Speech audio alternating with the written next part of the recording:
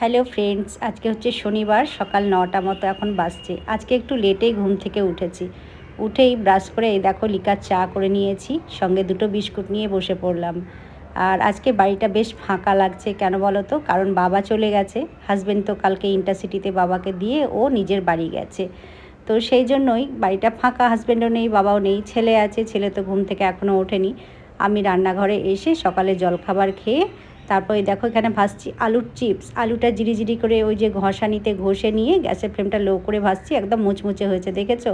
তার সঙ্গে বাদাম ভেজে নিচ্ছি, আর খাওয়ার সময় একটু বিট লবণ মাখিয়ে নেব। এটা ভাতের সঙ্গে কিন্তু দারুণ লাগে, ডালের সঙ্গে মেখে ভাত দিয়ে, গরম গরম ভাত দিয়ে দারুণ লাগে। তারপরে সকালে জলখাবার খেয়ে এই দেখো 2 কাপ চা করলাম, দুধ চা। ছেলে বললো আজকে চা খাবো, চা খেতে ইচ্ছে করছে, তো ওকেও দিয়ে দিলাম, আমিও খেয়ে নিলাম। আর এদিকে রান্না বসিয়ে দিয়েছি, মুগের ডাল হয়ে গেছে, আর ভাতটা নেমেছে। আর এই দেখো মুগ ডাল সেদ্ধ, একটু ঘি, লবণ, কাঁচা লঙ্কা দিয়ে মাখবো। এটা খেতে কিন্তু দারুণ লাগে বন্ধুরা, যেহেতু আজকে শনিবার নিরামিষ। আর আজকে হালকার মধ্যে রান্না করব। আর এই দেখো পোস্ত নিয়েছি, পোস্তটা মিক্সার গ্রাইন্ডারে এরকমভাবে ঘুরিয়ে নিলাম শুকনো, তারপরে কাঁচা লঙ্কা দিয়ে অল্প একটু জল দিয়ে পোস্তটা পেস্ট করে পোস্তর বড়া করব। তো আজকে হালকা পাতলায় রান্না করব, কারণ আজকে একটু বাড়ি ঝাড়াঝুড়ি করব, কিছু কাচাকাচি করব, যেহেতু ফাঁকা আছে, হাজব্যান্ডও নেই, ছেলেরও ছুটি আছে, তাই এইসব কাজ করব। তো দেখো রান্নাবান্না হয়ে গেছে। দুপুরে খাওয়ার টাইমে ভাতে একটু ঘি লবণ নিয়ে নিলাম, আর এই দেখো ভাতের থালি একদম সাজিয়ে নিয়েছি।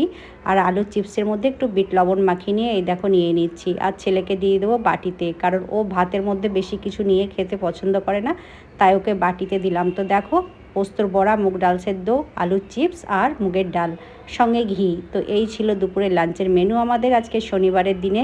তো বেশি কিছু আজ রান্না করতে পারিনি, আর ভালো লাগে না মাঝে মধ্যে এরকম খাবার খেতে, কিন্তু ভালোই লাগে বন্ধুরা। তোমরা এরকম খাবার কারা খেতে পছন্দ করো অবশ্যই কমেন্টে জানাবে। তো অনেক দিন পরে এরকম খাবার খাচ্ছি, বেশ ভালো লাগলো।